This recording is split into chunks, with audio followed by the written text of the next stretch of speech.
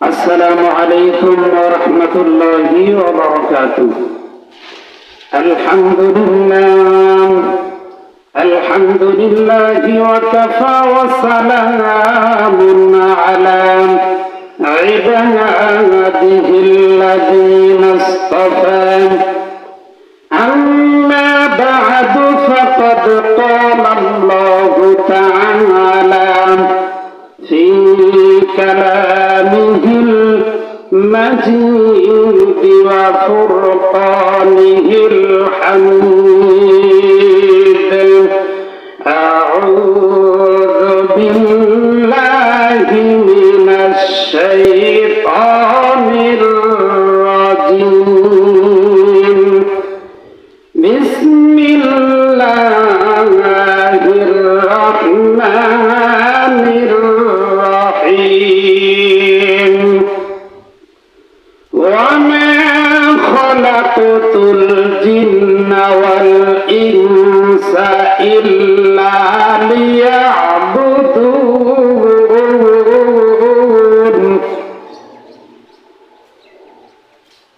وقال النبي صلى الله عليه وسلم: أول ما يحاسب به العبد يوم القيامة الصلاة. وقال تعالى: إن الله وملائكته يصلون على النبي يا أيها الذين آمنوا صلوا عليه وسلموا تسليما. اللهم صل على محمد وعلى آل محمد كما صليت على إبراهيم وعلى آل إبراهيم إنك حميد مجيد. মোদের নবী সবার সেরা, নূরুন আলা নূর, নূরে তার হাসলো ধরা, আদার হলো দূর, কমল হাসিন মিষ্টি অতি, মধুর স্বভাব তার, সেই নবী তার স্বজন পরে দরুদ হাজার বার। আল্লাহু আকবার, আল্লাহু আকবার, লা ইলাহা ইল্লাল্লাহু, আল্লাহু আকবার, আল্লাহু আকবার ওয়া লিল্লাহিল হামদ। আল্লাহু আকবার, আল্লাহু আকবার, লা ইলাহা ইল্লাল্লাহু, আল্লাহু আকবার, আল্লাহু আকবার ওয়া লিল্লাহিল হামদ। আল্লাহু আকবার, আল্লাহু আকবার, লা ইলাহা ইল্লাল্লাহু, আল্লাহু আকবার, আল্লাহু আকবার ওয়া লিল্লাহিল হামদ। আলহামদুলিল্লাহ, টাঙ্গাইল জেলার গোপালপুর থানার অন্তর্গত হেমনগরের ঐতিহ্যবাহী বাংলা বাজার ঈদগাহ মাঠ, এই মাঠের সম্মানিত সভাপতি সাহেব এবং কমিটি বৃন্দ যারা রয়েছেন, এই মাঠের আওতাভুক্ত যেই সকল মুসলিম একরাম রয়েছেন, সকলের প্রতি আন্তরিক শুভেচ্ছা মোবারকবাদ জ্ঞাপন করছি। আমরা সকলেই সেই মহান রব্বুল আলামিনের দরবারে শুকরিয়া আদায় করি, যিনি আমাদেরকে আবারও দীর্ঘ 1 বছর পর 2026 সালের পবিত্র ঈদুল ফিতরের নামাজের ব্যবস্থা আল্লাহ আমাদের জন্য করে দিয়েছেন। এজন্য শুকরিয়া স্বরূপ করি আলহামদুলিল্লাহ। মুসলমানের খুশি আনন্দ সেটা প্রকাশ হবে ইবাদতের মধ্য দিয়ে। একটা মুসলমান সে ইবাদত করতে পারার মধ্যে তার দিলে আনন্দ পাবে, তার দিলে শান্তি পাবে, তার দিলে, তার অন্তরে, তার শরীরে ফুর্তি প্রকাশ পাবে। এটাই হলো মুসলমানের পরিচয়। এজন্য আজকে ঈদের নামাজ যখন আইনে শুরু হয়ে যাবে, এজন্য আমরা কেউ বাড়িতে বসে থাকবো না, অতি তাড়াতাড়ি জিকিরে ফিকিরে তাকবীর পড়তে পড়তে আমরা মাঠের দিকে চলে আসবো। আমার পরেই আপনাদের মাঠের যিনি ইমাম, সম্মানিত ইমাম সাহেব, উনি কথা বলবেন। ওনার আগ দিয়ে আমি অল্প সময় কথা বলবো ইনশাআল্লাহ। মাঠ কমিটি আমাকে দায়িত্ব দিয়েছেন। আল্লাহ পাক রব্বুল আলামিন আমাকে কোরআন ও হাদিস থেকে কিছু কথা বলার তৌফিক দান করেন, আমিন। প্রাণের বন্ধুগণ আমার, পবিত্র ঈদুল ফিতরের দিন। ঈদ শব্দের অর্থ কি? ঈদ শব্দের অর্থ খুশি। ঈদুল ফিতর শব্দের অর্থ হলো রোজা খোলার খুশি। তার মানে এরকম নয় যে আমরা দীর্ঘ একটা মাস রোজা রাখছি, কষ্ট করছি, সেই কষ্ট থেকে মুক্তি পেয়ে গেলাম, এরকম না। বরং একটা মাস আল্লাহর হুকুম রোজা রাখার সুযোগ পাইছি, তারাবি নামাজ পড়ার মতন সুযোগ পেয়েছি। কোন কোন মসজিদে খতম তারাবি হয়েছে, যেমন আমার দক্ষিণ ভোলার পাড়া জামে মসজিদে খতম তারাবি হয়েছে। আবার কোন কোন মসজিদে, যেমন বাংলা বাজার মসজিদে সূরা তারাবিও হয়েছে। যে যেভাবে আল্লাহ তৌফিক দিয়েছেন তারাবিও করেছি। এই রোজা রাখলাম, তারাবি পড়লাম, আল্লাহ আমাকে ইবাদত করার সুযোগ দিলেন। রমজান মাস আমলের সিজন মাস ছিল, এই মাসটা আমি কাজে লাগাইতে পারছি। এটার শুকরিয়া আদায় করার জন্য আল্লাহ পাক রব্বুল আলামিন এই ঈদুল ফিতরের নামাজের ব্যবস্থা করে দিয়েছে। কোন কোন মুফাসসিরিন کرام বলেছেন ঈদের নামাজটা শুকরার নামাজ, শুকরিয়ার নামাজ বলা হয়। তার কারণ হইল মুসলমান শুকরিয়া আদায় করবে, মুসলমান খুশি প্রকাশ করবে ইবাদতের মধ্য দিয়ে। ইবাদত করতে পারা এটা হলো সবচাইতে বড় পাওয়া, এটা হলো সবচাইতে বড় আনন্দের বিষয়। একটা মানুষ দুনিয়ার ভিতরে গাড়ি বাড়ি ধন সম্পদ অনেক কিছুই পাইল, কিন্তু ইবাদতের সুযোগ পাইল না, পরকাল অর্জন করতে পারল না, সেজন্য কিছুই পাইল না। তারপর ইসলামের ভিতরে আনন্দ নাই এরকম না। বিশ্বনবী নিজেই আনন্দ প্রকাশ করে দেখাইছেন। হযরতে আম্মা জান আয়েশা সিদ্দিকা রাদিয়াল্লাহু তাআলা আনহাকে নিয়ে রাত্রে বেলা হাঁটতে বের হয়েছেন। এমন সময় বিশ্বনবী আম্মা জান আয়েশাকে ডাক দিয়ে বলে, আয়েশা রে, ওই যে লক্ষ্য বস্তু টার্গেট করো, চলো আমরা দৌড়ের প্রতিযোগিতা করি। আম্মা জান আয়েশা তো খুব খুশি, স্বামীর সাথে দৌড় দিবে, বিশ্ব নবীর সাথে দৌড় দিবে। যাকে না বানাইলে আসমান জমিন কিছুই বানানো হতো না, সেই নবীর সঙ্গে দৌড়ের প্রতিযোগিতা, এর চাইতে আনন্দ আর কি হতে পারে। আম্মা জান আয়েশা খুশি মনে দৌড় দিলেন। দৌড় দিয়া লক্ষ্য বস্তু আগে পৌঁছা গেলেন। আম্মা জান খুব খুশি, হুজুর আমি পাস করছি। আবার কিছুদিন পরে আরেকদিন বের হয়েছেন। আম্মা জান আয়েশার স্বাস্থ্য একটু ভারী হয়ে গেছে, মোটা হয়ে গেছে। এবার নবীজি আবার বললেন, চলো আজকে আবার দৌড়ের প্রতিযোগিতা করব। আম্মা জান আয়েশা বলে, ঠিক আছে হুজুর চলেন। এবার বিশ্ব নবীর সঙ্গে আম্মা জান আয়েশা দৌড় দিলেন, কিন্তু দেখা গেল আজকে আগের দিনের মতন আর হলো না। আয়েশা পিছে পড়ে গেলেন। শরীর ভারী হওয়ার কারণে বিশ্ব নবী আগে লক্ষ্য বস্তুর পৌঁছে গেলেন। বিশ্ব নবী মুস্কি হাসি দিয়ে বলতেছেন, আয়েশা রে, তোমার কি মনে আছে গত কয়েক বছর আগে যে দৌড় দিয়েছিলাম, ওই দৌড় প্রতিযোগিতায় তুমি পাস করেছিলা, আজকে তুমি ফেল করলা, আমি পাস করলাম, তার মানে ওই দিনের প্রতিশোধ নিয়ে নিলা। এইভাবে করিয়া বিশ্ব নবী আনন্দ দিয়েছেন। শুধু তাই নয়, বিশ্ব নবী খেজুর খাইতেছেন। এমন সময় হযরতে আলী রাদিয়াল্লাহু তাআলা আনহু আসলেন। নবীজি বললেন, বসো, আমার সঙ্গে খেজুর খাও। এবার খেজুর খাইতেছেন, আর নবীজি চুপি চুপি একটু আনন্দ করার জন্য খেজুরের বিচিগুলো আলীর বিচি যেখানে রাখতেছে ওই জায়গার ভিতরে রাখতেছে। এবার দেখা গেল খেজুর খাওয়ার শেষে বিশ্ব নবী মুস্কি হাসি দিয়ে বলেন, ও সাহাবীরা, তোমরা দেখো, আলী সবার চাইতে বেশি খেজুর খাইছে, বিচি তার প্রমাণ করতেছে। আলীও মুস্কি হাসি দিয়া বলে, ও নবী গো, আমি কিছু বলতে চাই। বলে, তাহলে বলো, কোনো ভয় নাই।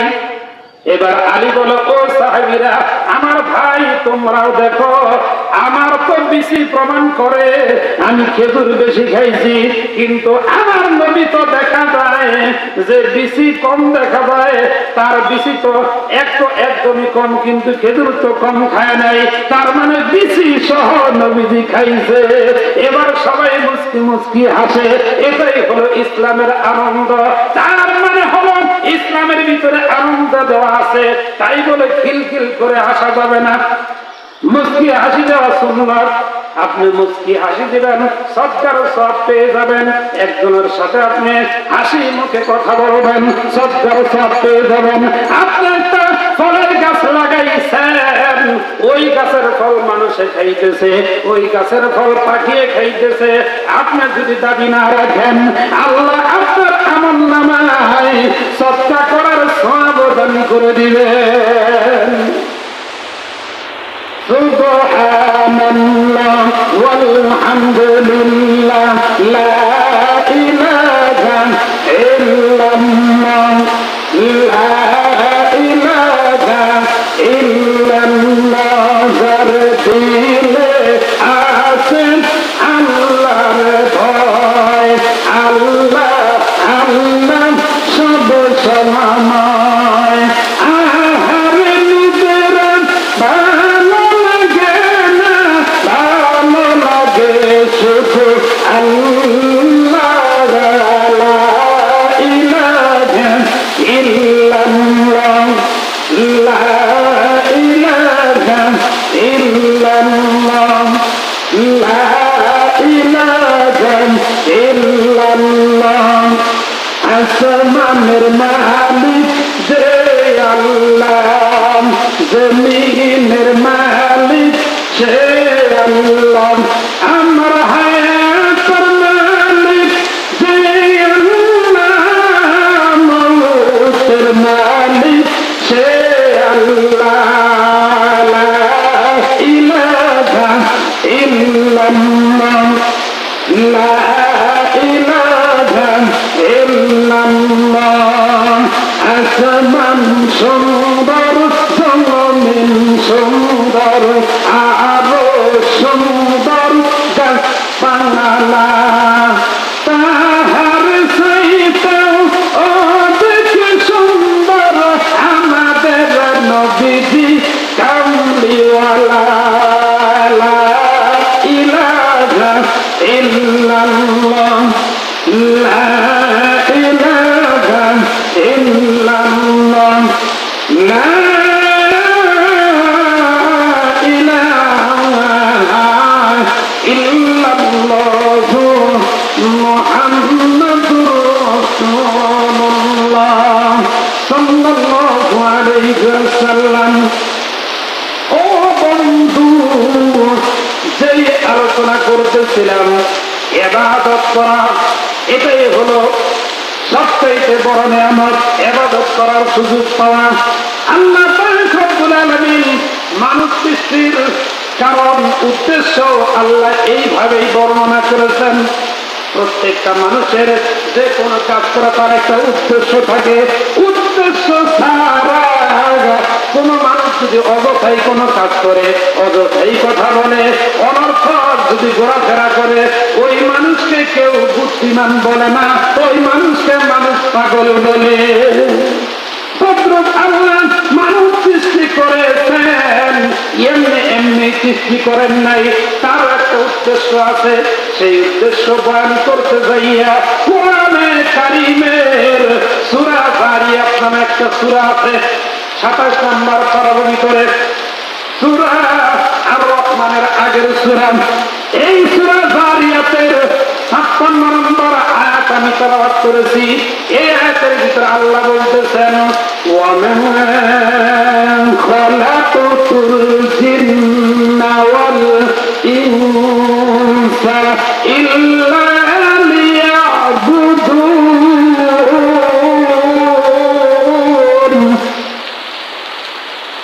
আমি রব্বুল আলামিন মানুষ এবং জিন জাতিকে সৃষ্টি করেছি একমাত্র আমার ইবাদতের জন্য। আর যত মাখলুক আছে, আমরা বলি 18,000 মাখলুক, তার চাইতেও বেশি হতে পারে। এই মাখলুক গুলো আল্লাহ সৃষ্টি করেছেন মানুষের খেদমতের জন্য, মানুষের উপকারের জন্য। আর মানুষ আর জিন সৃষ্টি করেছেন আল্লাহর ইবাদতের জন্য। আর ইবাদতের ভিতরে সবচেয়ে বড় ইবাদত হইল নামাজ। এই নামাজের ব্যাপারে হাদিসের ভিতরে বিশ্বনবী বলেন, যেই সমস্ত মানুষগুলো নামাজের প্রতি যত্নবান হবে, ওই সমস্ত মানুষের জন্য নামাজ হাসরের কঠিন ময়দানে নামাজ তার জন্য নূর হবে, আলো হবে। শুধু তাই নয়, নামাজ তার জন্য হিসাবের সময় দলিল হবে, নামাজ তার জন্য নাজাতের কারণ হইয়া যাবে। আর যে সমস্ত মানুষগুলো নামাজের ব্যাপারে যত্নবান নাই, শুধুমাত্র 2 ঈদের নামাজ পড়ে, শুধুমাত্র জুমার নামাজ পড়ে, মাঝে মধ্যে নামাজ পড়ে, এজন্যই কোন কোন আল্লাহর ওলি বলেছেন নামাজি কয়েক প্রকারের। একটা হলো একটা নামাজি, আর একটা বলে 5টা নামাজি, আর 3 নম্বর হলো 100 নামাজি। বলে আজকা নামাজি কাকে বলে? বলে আজকা নামাজি ওই সমস্ত নামাজিকেই বলে বিবাহের অনুষ্ঠানে গেছে অথবা জানাজার নামাজে গেছে, কোন একটা অনুষ্ঠানে যাইয়ে উপস্থিত হয়েছে, এখন দেখে সবাই নামাজ পড়ে, আমি নামাজ না পড়লে কেমন দেখা যায়, আজকে বলছে, এখন বাধ্য হইয়া আসে নামাজ পড়ে, এইটাকে বলে আজকা নামাজি।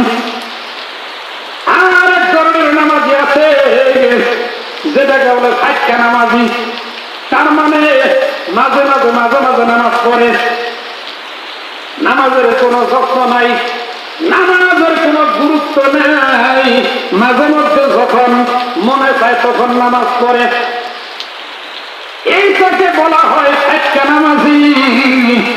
এই 2 ধরনের নামাজির আল্লাহর দরবারে কোনো মূল্য নাই। বলে 103 নম্বর যেটা 100 নামাজি, তার মানে সে বিপদে পড়লেও নামাজ পড়ে, সে সুখে থাকলেও নামাজ পড়ে, সে দুঃখে থাকলেও নামাজ পড়ে, নামাজ না পড়লে তার ভালোই লাগে না। এইটাই হলো 100 নামাজি, আসল নামাজি। এই আসল নামাজি যেই সমস্ত বান্দা বান্দিরা হবে, ওই সমস্ত নামাজি ব্যক্তিদের জন্য বিশ্ব নবী হাদিসের ভিতরে 5টা পুরস্কারের ঘোষণা দিয়েছেন। এর ভিতরে 1 নম্বর নবীজি বলেছেন যে যেটা মানুষ দুনিয়াতে তার খুব বেশি প্রয়োজন সেটা হলো রিজিকের অভাব। একটা মানুষ খাওয়া দাওয়া, বাড়ি গাড়ি থেকে শুরু করে তার যত প্রয়োজন হইতে পারে সবগুলোকে একত্রিত করে এক কথায় বলা হয় রিজিক। আল্লাহর নবী বলেন যেই সমস্ত মানুষগুলো পাঞ্জেখানা নামাজি হবে, 5 ওয়াক্ত নামাজি হবে, আল্লাহ তাদেরকে 5টা পুরস্কার দিবেন নামাজের বিনিময়ে।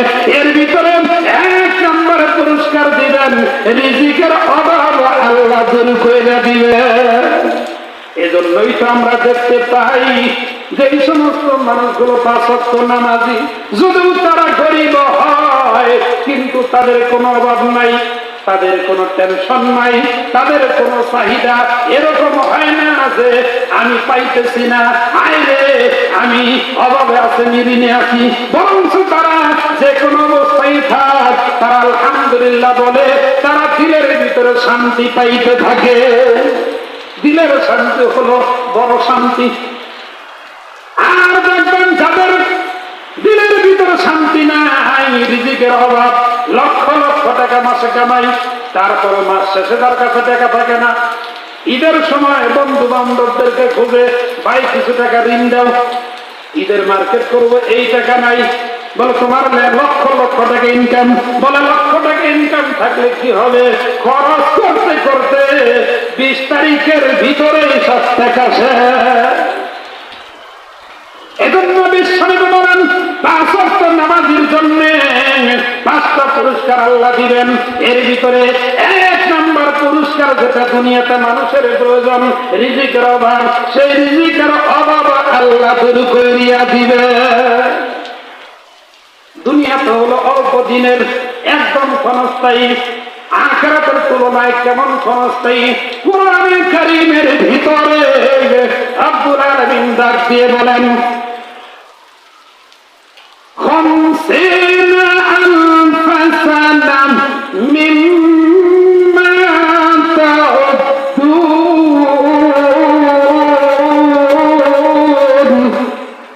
আল্লাহ ডাক দিয়ে বলেন, ও দুনিয়ার মানুষেরা তোমরা শোনো, আখিরাতের তুলনায় দুনিয়ার জীবনটা কত ছোট। যে আখিরাতের একটা দিন হবে দুনিয়ায় তোমাদের হিসাব অনুসারে 50,000 বছর যত বড় লম্বা, আখিরাতের একটা দিন হবে অত বড় লম্বা।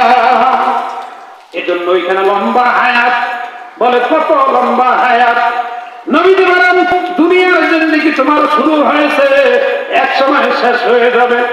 الذي خلق الموت والحياة ليبلوكم أيكم أحسن عملا। পবিত্র কোরআনের 29 পারার শুরুতেই, সূরা মুলকের শুরুতে আল্লাহ বলতেছেন, আমি আল্লাহ মউত সৃষ্টি করেছি, আমি আল্লাহ হায়াত সৃষ্টি করেছি দেখার জন্য কে কি পরিমাণ নেকামল করতে পারো। মুফাসসিরগণ বলেন, এই দুনিয়া হলো মউতের জিন্দেগি, দুনিয়া হায়াতের জিন্দেগি না। তার মানে হলো তোমার জন্ম হয়েছে, মৃত্যু তোমার আসবেই। আর আসল হায়াতের জিন্দেগি শুরু হবে বান্দা, ও আল্লাহর বান্দি, তোমার আসল হায়াতের জিন্দেগি শুরু হবে মৃত্যুর পর থেকে। এমন জিন্দেগি শুরু হবে যেই জিন্দেগি শুরু হবে আর কোনদিন শেষ হবে না।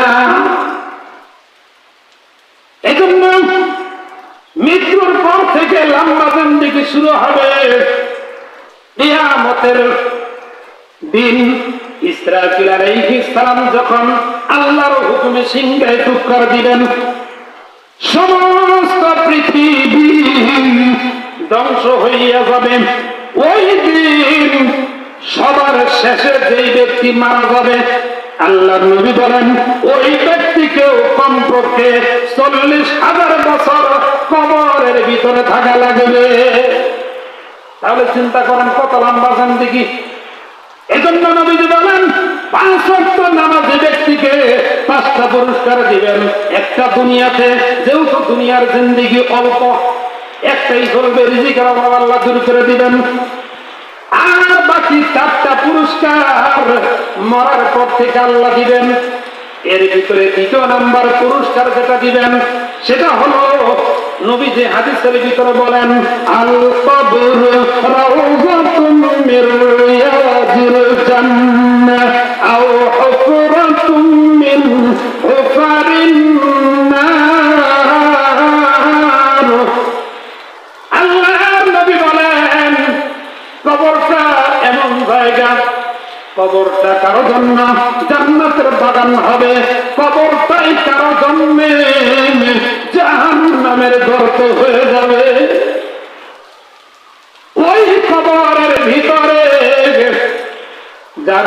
শান্তির ফয়সালা শুরু হবে, তার তো কোনো সুখের সীমানা থাকবে না।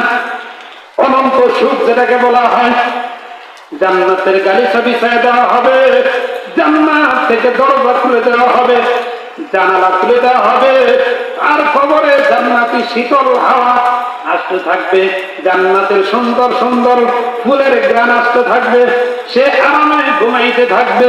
লক্ষ লক্ষ কোটি কোটি কোটি বছর পার হয়ে যাবে, ওই ব্যক্তি টেরই পাবে না। আর যার জন্য কবরটা জাহান্নামের গর্ত হবে, তার অবস্থা কি হবে? সে একটা দিন যাবে তো সে ভাববে যে আমার দিন ঘুরায় না কেন, আমার রাত্র শেষ হয় না কেন। যেই সমস্ত মানুষগুলো বেনামাজি ছিল, তাদের কবর 70 থেকে নিয়ে 99টা সাপ মুক্ত করে দেওয়া হবে, আর পা থেকে শুরু করে মাথা পর্যন্ত পেঁচাইয়া কপালের সামনে ওই সাপ ফেনা ধরিয়া তার কপালে দংশন করবে। বিষের যন্ত্রণায় আকাশ ফাটা চিৎকার করবে। নবীজি বলেন, ওই সাপের বিষ এত পার হবে, দুনিয়ার ভিতরে ওই সাপে যদি শুধু একটা নিঃশ্বাস ফেলতো, তাহলে ওই বিষের কারণে তামাম পৃথিবী বিষাক্ত হইয়া যাইত, একটা গাছপালা তরুলতাও জন্ম নিত না। ওই সাপ বিষাক্ত সাপ তার কপালে একবার ঠোকর দিবে আর বলবে, আমি তোমাকে দংশন করলাম ফজর নামাজ না পড়ার কারণে। আবার জোহরের সময় আবার ঠোকর দিবে আর বলবে, জোহরের নামাজ না পড়ার কারণে। আসরের সময় একই অবস্থা, মাগরিবেও একই অবস্থা, এশার সময় দংশন করে বলবে, এইভাবে করে আমি তোমাকে দংশন করতেই থাকবো, আমি তোমাকে সবল দিতেই থাকবো। লোকটা আকাশ ফাটা চিৎকার করবে, কানবে, কিন্তু তার কান্না কেউ শুনবে না। নবীজি বলেন, কবরে আযাবের শব্দ মানুষ আর জিন ছাড়া সব প্রাণীরাই শুনতে পায়।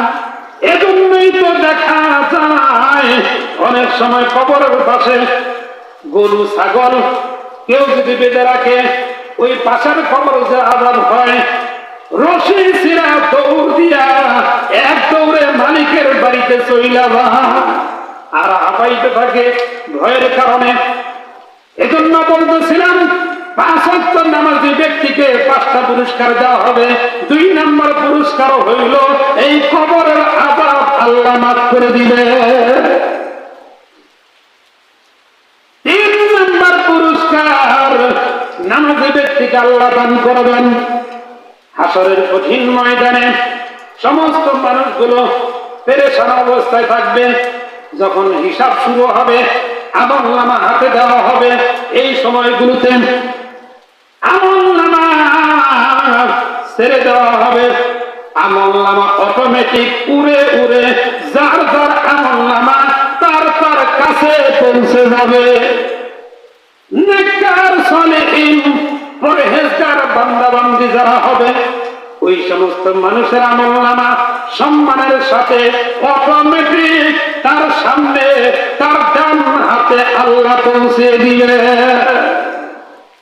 ডান হাতে আমলনামা লাভ করিবে যারা, কঠিন হাসর ময়দানেতে খুশি হবে তারা। খুশি হইয়া কি বলবে? কোরআনে কারীম আল্লাহ জানিয়ে দিয়েছেন,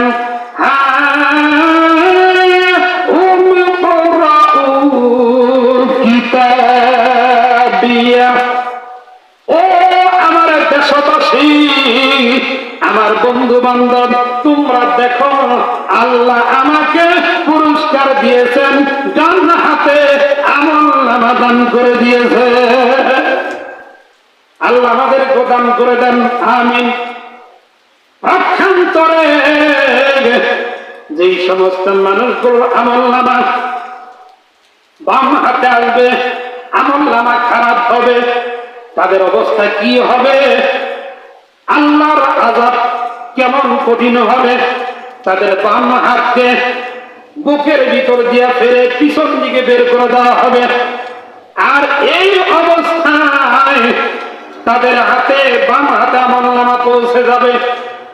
আর ওই সমস্ত মানুষগুলো তখন ঘোষণা করতে থাকবে, মালি হাদাল কিতাব লা ইউগাদিরু সগীরাতাও ওয়ালা কাবীরাতান ইল্লা আহসাহা। ও রব্বুল আলামিন আল্লাহ, আমার আমলনামা তো আজকে আমি দেখতে পারতেছি না। আমরা সামনে দেখি, ডাইনে দেখি, বামেও দেখি, সরাসরি পিছনে কেউ দেখি না। আমলনামা পিছনে থাকার কারণে সে দেখবে না। তখন তারা আবদার করবে, দেখতেছি না। আল্লাহ তখন ফেরেশতাদেরকে হুকুম করে দিলেন, তার মাথার ঘাড়কে পিছন দিকে ঘুরাইয়া দাও। আল্লাহর হুকুমে পিছন দিকে ঘুরে দেওয়া হবে। ওই সমস্ত বেনামাজি গুনাহগার বান্দা বান্দীরা তাদের আমলনামা দেখবে আর বলবে, ছোট বড় নেক আমল বদ আমল যা করেছি সব তো আমার আমলনামায় উঠে গেছে, একটাও বাদ পড়ে নাই। তখন তা আবেদন করবে আর বলবে, আল্লাহ রব্বানা আখরিজনা না'মাল সালিহান গায়রাল্লাযী কুন্না না'মাল। ও রব্বুল আলামিন আল্লাহ, দুনিয়ার জমিনে হায়াত থাকতে বুঝতে পারি নাই, আজকে বুঝতে পেরেছি। সুবর্ণ সুযোগ হাতটা অযথাই নষ্ট করছি। একটা বার সুযোগ দাও, একবার যদি দুনিয়াতে যাইতে পারি, শুধু নেক আমল আর নেকামলি করব। আল্লাহ ডাক দিয়ে বলবে, আরাদিতুম বিল হায়াতিদ দুনিয়া মিনাল আখিরাহ ফামা মাতাউল হায়াতিদ দুনিয়া ফিল আখিরাতি ইল্লা কলিল। ও দুনিয়ার মানুষেরা, আমি তোমাকে দীর্ঘ হায়াত দিয়েছিলাম, ওই হায়াতটা দুনিয়া দুনিয়া করে শেষ করে দিয়েছ, আখিরাতের কাজে খরচ করো নাই। সুতরাং আজকে আর সুযোগ দেওয়া হবে না। হাত্তা ইয়ালিজাল জামালু ফি সাম্মিল খিয়াত। সুয়ের ছিদ্র দিয়া উট প্রবেশ করানো সম্ভব হতেও পারে, কিন্তু দুনিয়াতে আর পাঠানো সম্ভব হবে না। তখন আল্লাহ ফেরেশতাদেরকে বলবেন, ও ফেরেশতারা, এই সমস্ত গুনাহগার বান্দাদেরকে ধরো আর জাহান্নামের দিকে নিয়ে যাও। ওই জাহান্নামী ব্যক্তিদেরকে দেখিয়া জাহান্নামের অবস্থা কেমন হবে। 29 পারা সূরা মুলকের ভিতরে আল্লাহ বলতেছেন, তাকাদু তামাইয়াজু মিনাল গায়ব। ওই সমস্ত জাহান্নামী বান্দা বান্দীদেরকে দেখিয়া জাহান্নাম গর্জন করা শুরু করবে, তাড়াতাড়ি আমার ভিতরে ঢেউ, আমি তাদেরকে জ্বালাইয়া আমি জাহান্নাম শান্তি লাভ করব। তখন তারা বলতে থাকবে, জাহান্নামের মালিক ফেরেশতা তাদেরকে জিজ্ঞাসা করবে, তোমরা জাহান্নামে কি জন্য আসলা? নামাজের কথা, ভালো কাজের কথা তোমাদেরকে কেউ কি কোনোদিন বলে নাই যে এগুলো যদি না করো জাহান্নামে যাবা? যখন ওই সময় বলতে থাকবে যে অবশ্যই বলেছিল, কুল্লামা উলকিয়া ফিহা ফাওজুন সাআলাহুম খাযানাতুহা আলাম ইয়াতিকুম নাযীর ক্বালু বালা ক্বাদ জাআকুম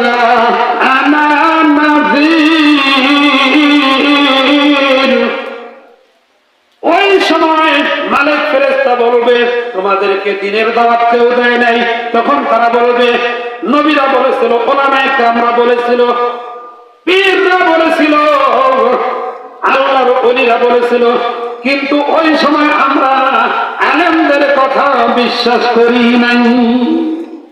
যদি করতাম তাহলে আজকে এই জাহান্নামে আসা লাগতো না। এজন্য বলতেছিলাম 5 ওয়াক্ত নামাজি ব্যক্তির জন্য 3 নম্বর পুরস্কার হবে আল্লাহ ডান হাতে আমলনামা দান করে দিবে। 5 ওয়াক্ত নামাজি বান্দা বান্দীদের জন্য 4 নম্বর পুরস্কার আল্লাহ দিবেন। আল্লাহ পাক রব্বুল আলামিন 4র্থ নম্বর পুরস্কার যেটা দিবেন, আল্লাহ পাক রব্বুল আলামিন ফুলসিরাতের ব্রিজ তৈরি করবেন। আমরা দুনিয়াতে ব্রিজ দেখতে পারি, উঠার সময় কুচা, আবার সমতল, আবার ঢালু। ফুলসিরাতের ব্রিজ তার অবস্থা এমন হবে, কিন্তু এটা কি ছোট ব্রিজ হবে, যমুনা সেতু, পদ্মা সেতুর মতন? বলেন না না না, বিশাল লম্বা ব্রিজ হবে, যেটা মানুষ কোনোদিন কল্পনাও করে নাই। বলে কত বড় হবে? আল্লাহর নবী বলেন ওই হাসর ময়দানে ফুলসিরাতের ব্রিজটা হবে 30,000 বছরের রাস্তা। 10,000 বছর উঠতে লাগবে, 10,000 বছর সমতল, 10,000 বছর নামতে। বলে ব্রিজটা কত বড় হবে, কত প্রশস্ত হবে? বলে ব্রিজটা হবে চুলের চাইতে চিকন, হীরার চাইতেও ধার। এত ভয়াবহ ব্রিজ হবে। নেককার সালেহীন পরহেজগার বান্দা বান্দী যারা হবে, ওই ব্রিজের গোড়ায় পাড়া দিতে দেরি, বিদ্যুৎ গতিতে আল্লাহ উপর পৌঁছাইতে দেরি করবে না। ফুলসিরাতের এই পার থেকে উপার গেলেই সে জান্নাতে পৌঁছিয়ে যাবে, জান্নাতের দরজার সামনে পৌঁছা যাবে। এজন্য নবীজি বলেন 5 ওয়াক্ত নামাজি ব্যক্তিদের জন্য 5 নম্বর পুরস্কার দান করবেন। ওই 30,000 বছরের ফুলসিরাতের রাস্তা বিদ্যুৎ গতিতে পার করাইয়া দিবে। শুধু তাই নয়, আল্লাহর নবী বলেন 5 ওয়াক্ত নামাজি ব্যক্তির জন্য 5 নম্বর পুরস্কার হবে হাসরের কঠিন ময়দানে, যখন মানুষগুলো পেরেশান থাকবে, না জানি আমি হিসাব আটকে যাই কিনা। হিসাব যদি কোনো বান্দা বান্দির নেওয়া হয়, ওই বান্দা বান্দি আটকে যাবে। এজন্য আল্লাহর নবী শিক্ষা দিয়েছেন, ও আমার উম্মতেরা, তোমরা বেশি বেশি দোয়া করো, আল্লাহুম্মা হাসিবনি হিসাবান ইয়াসীরা। বিশ্বনবী যখন বারবার এই দোয়া করতেছিলেন, আম্মা জান আয়েশা বলেন, নবী গো, আপনি কি জন্য এই দোয়া করেন? আপনি তো সামনে পিছের সব গুনাহ মাফ। বলে আল্লাহ যে আমারে মাফ করেছে, এটার শুকরিয়া আদায় করার জন্য আমি বেশি বেশি এই দোয়া করি। ও আয়েশা, তুমিও পড়ো, ও উম্মতেরা, ও আমার সাহাবীরা, তোমরাও বেশি বেশি এই দোয়া করো, আল্লাহুম্মা হাসিবনি হিসাবান ইয়াসীরা। ও আল্লাহ,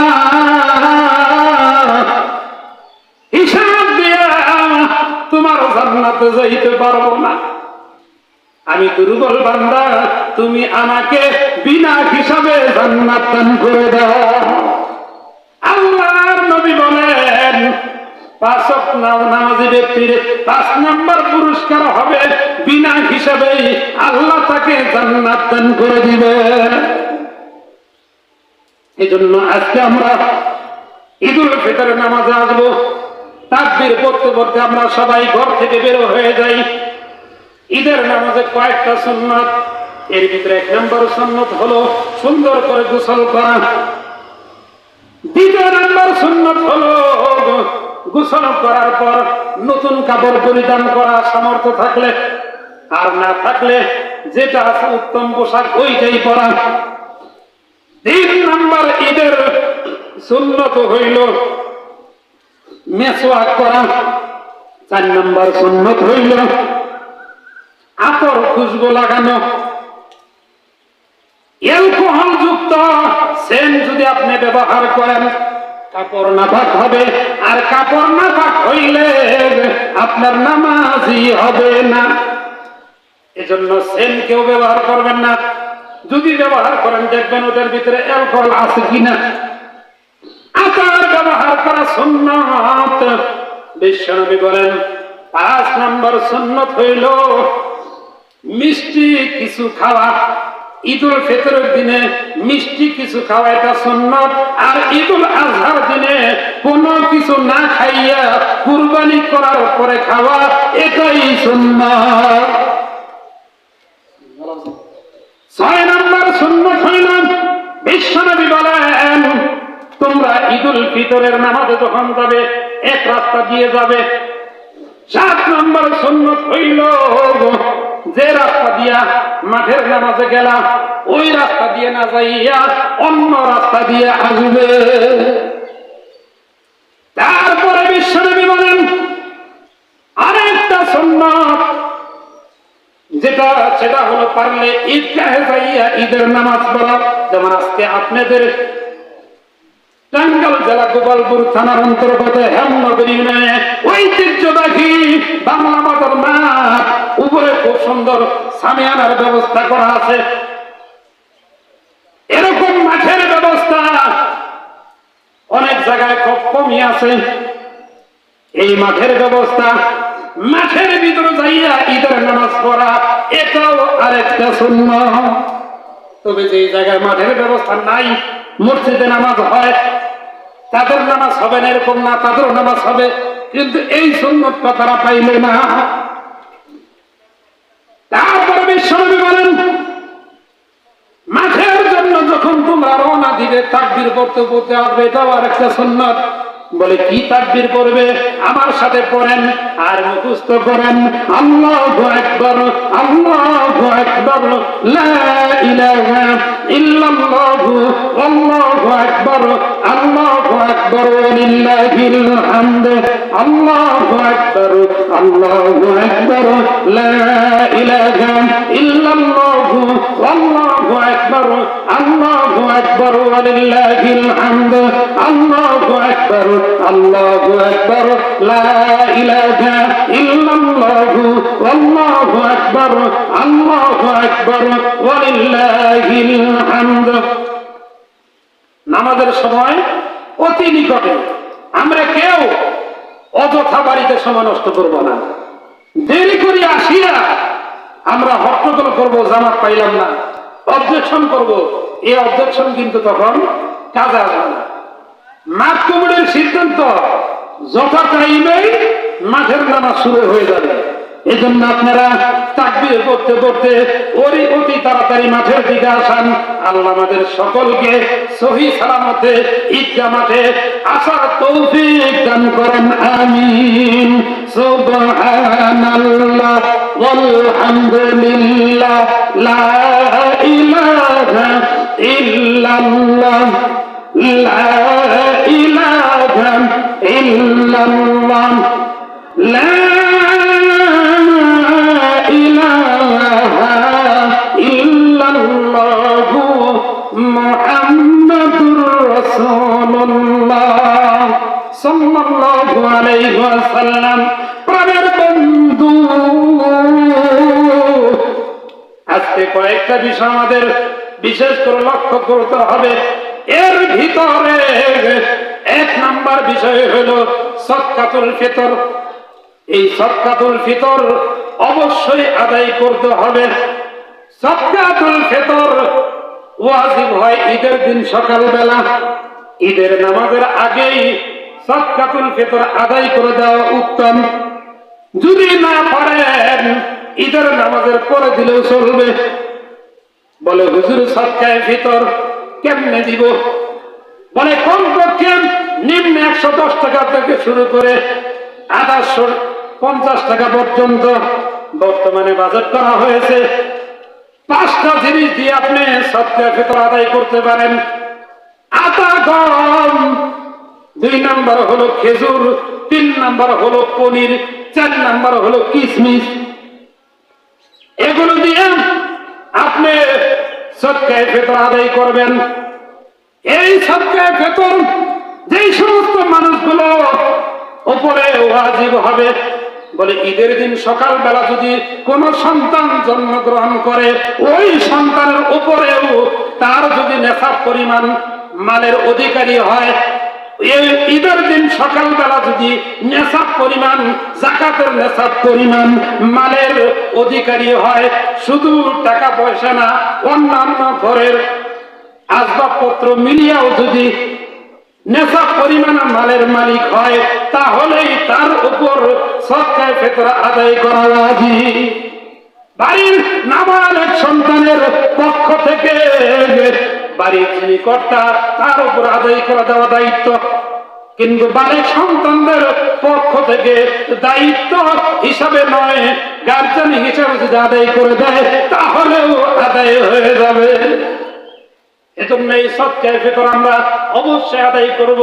যেটা নির্ধারণ করা হয়েছে পারলে কিছু বেশি দিয়ে দিব, কম দিব না। এই সদকায়ে ফিতর বলে হুজুর একজনেরটা কি একজনকেই দিব, 5 জনেরটা কি একজনকে দেওয়া হবে নাকি? মাসআলার ভিতরে এসেছে আপনি কয়েকজনেরটা মিলা একজনকে দিতে পারবেন, আবার একজনেরটা ভাগ করে কয়েকজনকেও দিতে পারবেন। যেভাবেই দিবেন ওইভাবেই আদায় হয়ে যাবে। তারপরে 2 নম্বর বিষয় যেটা আমাদের জানা অতি জরুরি, সেটা হলো এই যে রমজান মাস আমরা আমলের সিজন পার করিয়া আজকে হলো রমজানের পরের মাস শাওয়াল মাস, এই মাসে আমরা উপনীত হয়েছি। এই মাসের ভিতরে আল্লাহ ইবাদত দিয়েছেন, প্রত্যেকটা ফরজ ইবাদতের সাথে আল্লাহ নফল যোগ করে দিয়েছেন। হাসরের কঠিন ময়দানে ফরজের যখন পুঙ্খানু হিসাব হবে, ওই সময় ফরজের সওয়াবের ভিতরে যারা কমতি দেখা যাবে, নফল দিয়া আল্লাহ যোগ করিয়া দিয়া ওই বান্দাকে নাজাত দিয়ে দিবে। সেই ধারাবাহিকতায় আল্লাহ পাক রব্বুল আলামিন রমজান মাস রোজা রাখা ফরজ ইবাদত, এই ফরজ ইবাদতের সাথে আল্লাহ নফল রোজার ব্যবস্থা করে দিয়েছেন। শাওয়াল মাসে 6 রোজার ব্যবস্থা করে দিয়েছেন। এই 6টা যদিও নফল, কিন্তু নবীজি বলেন আল্লাহ যোগ করবেন ফরজের সাথেই। সুবহানাল্লাহ। বলে আমার উম্মতের জন্য প্রত্যেকটা ইবাদত আল্লাহ 10 গুণ বৃদ্ধি করে দিয়েছেন। আমার উম্মত একটা নেকি করবে 10টা নেকি লেখা হবে, 1 ওয়াক্ত নামাজ পড়বে 10 ওয়াক্ত লেখা হবে, 5 ওয়াক্ত পড়বে তো 50 ওয়াক্তের সওয়াব আল্লাহ ওই বান্দা বান্দির আমলনামায় দান করে দিবে। সেই হিসাবে 365 দিনে 1 বছর হয়। কুরবানি ঈদের 3 দিন আর রোজার ঈদের 2 দিন রোজা রাখা নিষেধ, বাকি থাকে 360 দিন। এই বছর রোজা 30টা হয়েছে আলহামদুলিল্লাহ। 30টা রোজা যদি আপনি 10 দিয়ে গুণ দেন তাহলে 300 হয়। 360 দিন 1 বছর, বাকি থাকতেছে 60 দিন। আল্লাহর নবী বলেন রমজানের পরে শাওয়াল মাসে কেউ যদি 6টা নফল রোজা রাখে, আল্লাহ 6 10 60টা রোজার সওয়াব ওই 300 সাথে যোগ করিয়া 360 দিন, তার মানে গোটা 1 বছর, সারা বছর রোজা রাখার সওয়াব আল্লাহ ওই সমস্ত বান্দা বান্দির আমলনামায় দান করে দিবে। এজন্য আমরা আজকে থেকেই পাক্কা নিয়ত করি যে এই 6 রোজা আমরা বাদ দিব না। বলে হুজুর এই 6 রোজা কি রমজানের মতন এক সিরিয়ালে একাধারে রাখতে হবে না ভাঙ্গা ভাঙ্গা রাখা যাবে? মুফাসসিরগণ বলেন তুমি ভাঙ্গা ভাঙ্গা রাখতে পারবা, তুমি একত্রিত এক সিরিয়ালেও রাখতে পারবা, তবে ভাঙ্গা ভাঙ্গা রাখাই হলো উত্তম। এজন্য এই 6 রোজা রাখার নিয়ত করতে হবে, পাক্কা নিয়ত। আল হিম্মাতু হিয়াল ইসমুল আযম। আল্লাহর নবী বলেন হিম্মত হলো, সাহস হলো এমন যে ইসমে আযমের চাইতেও দামি, তার চাইতেও শক্তিশালী হাতিয়ার। আপনি আজকে থেকে যদি পাক্কা নিয়ত করেন, মনকে যদি বুঝান, ওরে মন, রমজানের 30টা রোজা রাখলি, এই 6টা রোজা রাখলে আর কি কষ্ট হবে, পাক্কা নিয়তটা কর। হায়াতের জিন্দেগির তো কোনো গ্যারান্টি নাই, নিঃশ্বাসের কোনো বিশ্বাস নাই, হায়াতের কোনো গ্যারান্টি নাই, যে কোনো সময় হায়াতের বাতি নিভা যাবে, কখন নিভবে কোনো গ্যারান্টি আছে? কেউ বলতে পারবে না। সকালবেলা খুব সুন্দর হুন্ডা নিয়ে বেরো হয়ে গেছে, একটু পরে খবর আসছে হুন্ডা এমন অ্যাক্সিডেন্ট করছে, মগজ বেরো হয়ে গেছে, সে আর দুনিয়ার জমিনে নাই। এমন ঘটনা আছে না নাই? এই যে কয়েকদিন আগেই ঈদের জন্য বাড়িতে যাইতেছে, ঢাকা সদরঘাট লঞ্চ অ্যাক্সিডেন্ট দেখলাম। একটা লঞ্চের ভিতরে মানুষ উঠতেছে, আরেকটা লঞ্চ ঘুরানোর জন্য পিছন দিকে ব্রেক করেছে, আর এই ব্রেক করিয়া এমন একটা অ্যাক্সিডেন্ট হইয়া গেল। একটা যুবক মানুষ, 22 থেকে 23 বছর বয়স, স্ত্রী অন্তঃসত্ত্বা, একটা সন্তানও হয় নাই, তাদেরকে নিয়ে যাইতে স্ত্রীকে ভিতরে বসায় দিছে। সে মাত্র উঠবে আর লঞ্চ তার দিকে আসতেছে, পিছনে ব্রেক করিয়া ওই লঞ্চটাকে ঠেকানোর জন্য ধাক্কা দিয়েছে, কিন্তু এত ভারী লঞ্চ, সে কি ধাক্কা ঠেকাইতে পারবে? পারে নাই। জায়গার ভিতরেই চ্যাপ্টা হইয়া গেছে, ওই জায়গার ভিতরেই মারা গেল। এজন্য ও বন্ধু, আজকে আপনার মনকে বুঝান, ওরে মন, এত অ্যাক্সিডেন্ট দেখলি, কত মানুষের জানাজা পড়লি, তোর জানাজা মানুষ পড়বে। রমজানের 30টা রোজা রাখছ, আর এই 6টা রোজা কেন রাখতে পারবি না? অবশ্যই এই 6টা রোজা রাখবোই, একটা রোজাও বাদ দিব না, প্রয়োজনে ভাঙ্গা ভাঙ্গা রাখবো। আর যদি আমার সাহসে কুলায় এক সিরিয়ালে রাইখা শেষ দিব, এই শাওয়াল মাসের 6 রোজা আমি বাদ দিব না। আল্লাহ আমাদের সবাইকে তৌফিক দান করেন, আমিন।